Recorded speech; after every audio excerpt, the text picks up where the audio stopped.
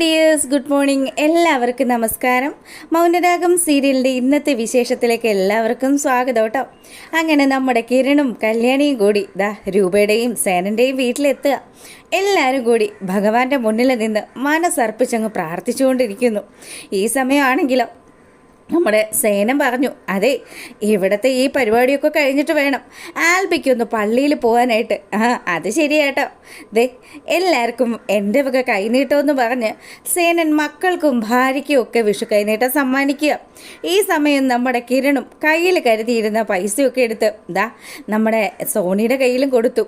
അങ്ങനെ എല്ലാവരും നല്ല ഹാപ്പി ആയിട്ട് നിൽക്കുമ്പോഴത്തേക്കിനും എന്നാൽ പിന്നെ എടോ, ഞാൻ ഈ മക്കളുടെ കൂടെ പള്ളിയിൽ പോയിട്ട് വരാമെന്ന് പറഞ്ഞ് സേനൻ നമ്മുടെ സോണിയെയും ആൽബിയും കൂട്ടിയിട്ട് പള്ളിയിലേക്ക് പോവുക.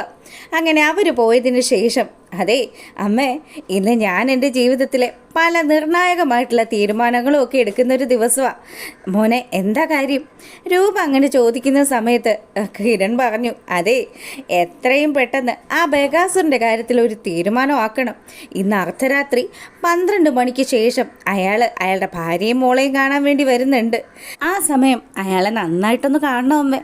മോനെ, നീ എന്താ ഉദ്ദേശിക്കുന്നതെന്ന് രൂപ കിരണിനോട് ചോദിച്ചു. അതെ, അയാളെ ജീവച്ഛവമാക്കി ഇടണം, അതാ ഞാൻ ആഗ്രഹിക്കുന്നത്. കൊല്ലാക്കൊല ചെയ്ത് ആ ദുഷ്ടനെ കിടത്തണം. ഒന്നുമില്ലേലും എന്നെയും എൻ്റെ കുടുംബത്തിനെയൊക്കെ ദ്രോഹിച്ചതല്ലേ, പലവട്ടം നമ്മൾ ക്ഷമിച്ചതല്ലേ അമ്മേ. ഇനി എന്തായാലും അയാൾക്ക് മാപ്പ് കൊടുക്കാൻ ഞാൻ തയ്യാറല്ല. എൻ്റെ മോനെ, നീ ഈ കാര്യങ്ങളൊന്നും നിൻ്റെ അച്ഛൻ നിൽക്കുന്ന സമയത്ത് പറയരുത് കേട്ടോ. അദ്ദേഹവും അയാളെ കൊല്ലണമെന്ന് പറഞ്ഞ് നടക്കുക. ഇനി ഇതൊക്കെ കേട്ട് കഴിഞ്ഞാൽ ഉറപ്പായിട്ടും നിൻ്റെ അച്ഛൻ ആ കർമ്മം ചെയ്യുമെന്ന് പറഞ്ഞ് രൂപ നല്ല ടെൻഷനിൽ നിൽക്കുക. അമ്മ വിഷമിക്കേണ്ട അമ്മേ, ആ ബഗാസുരനെന്ന് പറയുന്നവനെ ഇന്നത്തോടുകൂടി ഞാൻ തീർപ്പാക്കി തരാമെന്നും പറഞ്ഞ് കിരൺ അവിടുന്ന് പോവുക. പിന്നീട് നമ്മളെ കാണിക്കുന്നത് നമ്മുടെ മനോഹരനെയാണ് കേട്ടോ. ആള് നല്ല സുന്ദരനായിട്ട് കയ്യിലൊരു ഗിഫ്റ്റ് ബോക്സൊക്കെ ആയിട്ട് നമ്മുടെ വന്ദനക്കുട്ടിയുടെ വീട്ടിലേക്ക് നടക്കുകയാണ്. അപ്പോൾ അവിടെ എത്തിയതും ആ ഒരു കോളിംഗ് ബെൽ അടിച്ചതും വന്ദനയുടെ അമ്മ ഡോറ് തുറന്നു. ഇതായത് മോനായിരുന്നോ? വാ, അകത്തേക്ക് വാ, ഞങ്ങളെല്ലാവരും മോനെ കാത്തിരിക്കുമായിരുന്നു. വിഷുവായിട്ട് എന്തുണ്ടമ്മേ വിശേഷം? നല്ല വിശേഷം തന്നെ മോനെ. ഈ കൊല്ലത്തെ വിഷുവിന് മോനുണ്ടല്ലോ, ആ ഒരു പ്രത്യേകത ഞങ്ങളുടെ വീട്ടിലുണ്ട്. എനിക്ക് ഒരുപാട് സന്തോഷമുണ്ട്. നിങ്ങളെപ്പോലെയുള്ള ആൾക്കാരിലേക്ക് കൂടെ സഹകരിക്കാൻ സാധിക്കുന്നുണ്ടല്ലോ. അങ്ങനെ നമ്മുടെ വന്ദനയുടെ അമ്മയും അച്ഛനും കൂടി അവനെ വലിയ കാര്യത്തിന് വിളിച്ചിരുത്തി. ആ സമയമാണെങ്കിൽ, അല്ല വന്ദനക്കുട്ടി എവിടെ? വന്ദന ഇവിടെ ഉണ്ട്. അതേ വന്നല്ലോ വന്ദന. അങ്ങനെ വന്ദനയെ അടിമുടി സ്കാൻ ചെയ്തുകൊണ്ടിരിക്കുക നമ്മുടെ മനു. എനിക്ക് അമ്പലത്തിൽ പോകണമെന്നുണ്ട്. അതിനെന്താ, പോവാമല്ലോ. ഞാൻ അതിന് മുന്നേ ഒരു കൂട്ടം തരാൻ വേണ്ടി വന്നതാ. എല്ലാവരും ആ കൈയൊക്കെ ഒന്ന് നീട്ടിക്കേ. വിഷു കൈനീട്ടം ഇത്തവണ എൻ്റെ വക ആയിക്കോട്ടെ. ഇന്ന് 1-ാം തീയതി ആയിക്കൊണ്ട് ഈ വീട്ടിലേക്ക് കയറിയിരിക്കുന്നത് മോന. നശിപ്പിച്ചു. ഇനി ഈ ദുഷ്ടൻ ഇവിടെ കയറിയത് കൊണ്ട് നമ്മുടെ വീടിനും വീട്ടുകാർക്കും ഒക്കെ എന്തെങ്കിലും പ്രശ്നം ഉണ്ടാകുമെന്ന് വന്ദന ഒരു നിമിഷം ആലോചിച്ചു. മനു ആണെങ്കിലോ, അയ്യോ, ഈ വീട്ടിൽ ആദ്യം കയറുന്ന ആൾ ഞാനാണെന്ന് അറിഞ്ഞിരുന്നെങ്കിൽ ശരിക്കും ആരെങ്കിലുമൊക്കെ ഇവിടെ വന്ന് കയറിയതിന് ശേഷം മാത്രമേ ഞാനിങ്ങോട്ട് വരുവുള്ളായിരുന്നു. അത് സാരമില്ല മോനെ. അന്നതാ എല്ലാവരും കൈനീട്ടം വാങ്ങിച്ചോളാൻ പറഞ്ഞു. മനോഹർ തൻ്റെ കൈവശം കരുതിയിരുന്ന വെള്ളി നാണയങ്ങളൊക്കെ എടുത്ത് എല്ലാവർക്കും നൽകുക. അതിനുശേഷം വന്ദനക്കുട്ടിക്ക് മാത്രമായിട്ട് സ്പെഷ്യലായിട്ട് അവനൊരു ഗോൾഡിൻ്റെ ജ്വല്ലറി കൂടി സമ്മാനിച്ചു. ഇത് കണ്ടതും, എന്തിനാ മോനെ ഇങ്ങനെ എപ്പോൾ വന്നാലും ഇതുപോലെ കോസ്റ്റ്ലി ആയിട്ടുള്ള ഗിഫ്റ്റുകളൊക്കെ തരുന്നതെന്ന് ചോദിച്ച് അവളുടെ അമ്മ അവനെ ശകാരിക്കുക. അപ്പോഴും മനു പറയുന്നുണ്ട്, ഇതൊക്കെ ഞാൻ എൻ്റെ വന്ദനയ്ക്ക് വേണ്ടി ഇഷ്ടം കൊണ്ട് ചെയ്യുന്നതല്ലേ അമ്മേ, അതിലൊന്നും ഞാൻ വലിയ കാര്യങ്ങളൊന്നും ആക്കാറില്ല. അങ്ങനെയാണെങ്കിൽ നീ പോയി അതിങ്ങ് എടുത്തിട്ട് വാന്ന് വന്ദനയുടെ അച്ഛൻ പറഞ്ഞു. അങ്ങനെ വന്ദനയുടെ അമ്മ ആ ഒരു ചെക്ക് എടുത്തുകൊണ്ട് വരിക. എൻ്റെ ദൈവമേ, ചെക്കാണല്ലോ. ഇതെന്താ ഇത്? ഞാൻ എപ്പോൾ വന്നാലും ഇങ്ങനെ എനിക്ക് സമ്മാനങ്ങളൊക്കെ തരുന്നതെന്ന് ചോദിച്ച് നമ്മുടെ മനോഹർ നിന്ന് ചിണുങ്ങാൻ തുടങ്ങിയതും, അത് സാരമില്ല മോനെ, ഇത് ഞങ്ങളുടെ ഒരു സന്തോഷമാണെന്ന് പറഞ്ഞ് അവരുടെ കയ്യിൽ കരുതിയിരുന്ന ആ ചെക്ക് എടുത്ത് നമ്മുടെ മനുവിൻ്റെ കയ്യിലേക്ക് കൊടുത്തു.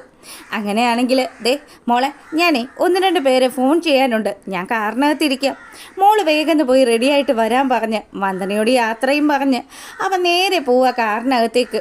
അങ്ങനെ ആ കാറിൽ കയറിയതും ഈശ്വര ഇതിപ്പോൾ മൊത്തത്തിൽ ഭാഗ്യമാണല്ലോ, ഇതിനകത്ത് എന്തായിരിക്കുമെന്ന് ആലോചിച്ച് അവൻ ആ ഒരു ചെക്ക് നൽകിയ കവർ ഓപ്പൺ ചെയ്ത് നോക്കുമ്പോൾ ശരിക്കും നമ്മുടെ മനു കിടുങ്ങിപ്പോയി. 5 കോടി രൂപ. ഈശ്വര, ഇവളെ കെട്ടുന്നതിന് മുന്നേ ഇങ്ങനെയാണെങ്കിൽ ഇവളെ കല്യാണം കഴിച്ചതിന് ശേഷം എങ്ങനെയായിരിക്കും? തൻ്റെ ഒരു മഹാഭാഗ്യം. ഇതുപോലെ ഒരു ഭാഗ്യം തനിക്കിനി വരാനില്ല. എത്രയും പെട്ടെന്ന് ആ ചീള സരയുനെ കളഞ്ഞിട്ട് ഇവളെ തൻ്റേത് മാത്രമാക്കണം.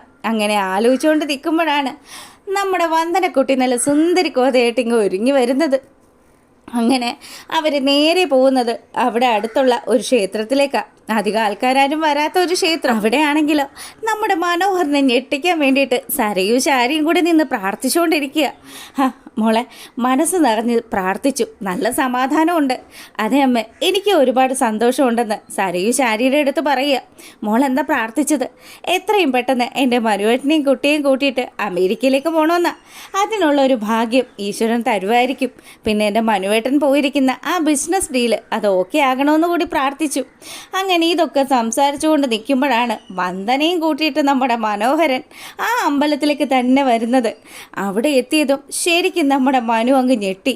ദൈവമേ, സരയും ശാരിയും താൻ പെട്ടത് തന്നെ ഇന്നത്തോടു കൂടി തൻ്റെ കാര്യത്തിനൊരു തീരുമാനമാകും. പ്രാർത്ഥിച്ചുകൊണ്ട് നിൽക്കുന്ന വന്ദനയെ അവിടെ നിർത്തിയിട്ട് ആശാൻ ആ അമ്പലത്തിന് ചുറ്റും റൗണ്ട് അടിക്കാൻ തുടങ്ങി. വന്ദനയ്ക്കാണെങ്കിൽ കണ്ണ് തുറന്നതും നമ്മുടെ സരയുനെയും ശാരിയെയും കണ്ടപ്പോൾ തന്നെ കാര്യം പിടികിട്ടി. ഇനിയിപ്പോൾ താനായിട്ട് ഇതൊന്നും പൊളിക്കുന്നില്ല, അവൻ എന്താണെന്ന് വെച്ചാൽ കാണിച്ചോട്ടെ. ഇപ്പം താൻ അവരുടെ മുന്നിൽ പോയി നിന്ന് കഴിഞ്ഞാൽ ഉറപ്പായിട്ടും നമ്മുടെ ആ കല്യാണം എന്ന് പറയുന്ന ക്ലൈമാക്സ് അതിലേക്ക് എത്തിക്കാൻ പറ്റത്തില്ലല്ലോ. അവന് ഉള്ള കൊട്ടു കൊടുക്കാനുള്ള ശക്തി എനിക്ക് തരണേ എൻ്റെ ഭഗവാനെ എന്ന് പ്രാർത്ഥിച്ച് നമ്മുടെ വന്ദനക്കുട്ടൻ അവിടെ അങ്ങനെ നിൽക്കുക. അപ്പോഴാണെങ്കിലോ മനുവേട്ടനെ യാദൃച്ഛികമായിട്ട് സരയു കണ്ടു.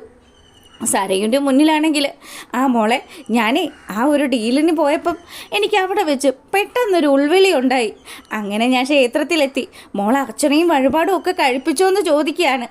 എന്താ മനുവേട്ടന് എന്തോ ഒരു ടെൻഷനുള്ള പോലെ ഉണ്ടല്ലോ. പിന്നെ ടെൻഷൻ ഇല്ലാണ്ടിരിക്കുമോ മോളെ? കോടികളുടെ ബിസിനസ് അല്ലേ നടത്തിയിരിക്കുന്നത്, അതുകൊണ്ട് നല്ല ടെൻഷനുണ്ട്.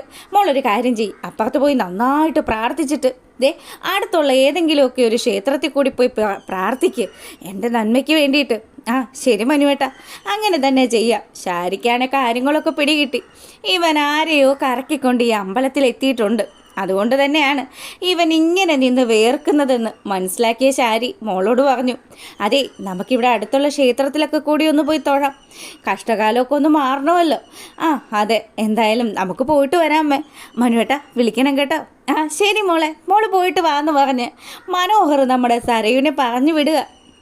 അതിനുശേഷമാണെങ്കിൽ മനു നേരെ പോകുന്നത് വന്ദനയുടെ അടുത്തേക്കാണ്. അതെ, എൻ്റെ ആൻറ്റിയും മോളും ആയിരുന്നു. ആ കല്യാണിയെ പോലെ തന്നെ ഇവൾക്കും എന്നെ കല്യാണം കഴിക്കാൻ വലിയ ആഗ്രഹമായിരുന്നു. ആ രീതിയിലൊക്കെ നമ്മുടെ വന്ദനക്കുട്ടി ഇങ്ങനെ തലയാട്ടിക്കൊണ്ട് നിൽക്കുക. അപ്പം മനോഹറാണെങ്കിലോ ദൂരേക്ക് നോക്കുമ്പോൾ കാണുന്ന കാഴ്ച നമ്മുടെ കല്യാണിയും നിഷയും ജുബാനയും കൂടി ക്ഷേത്രത്തിൻ്റെ പടികളൊക്കെ ചവിട്ടി മേളിലേക്ക് വരുന്ന കാഴ്ച.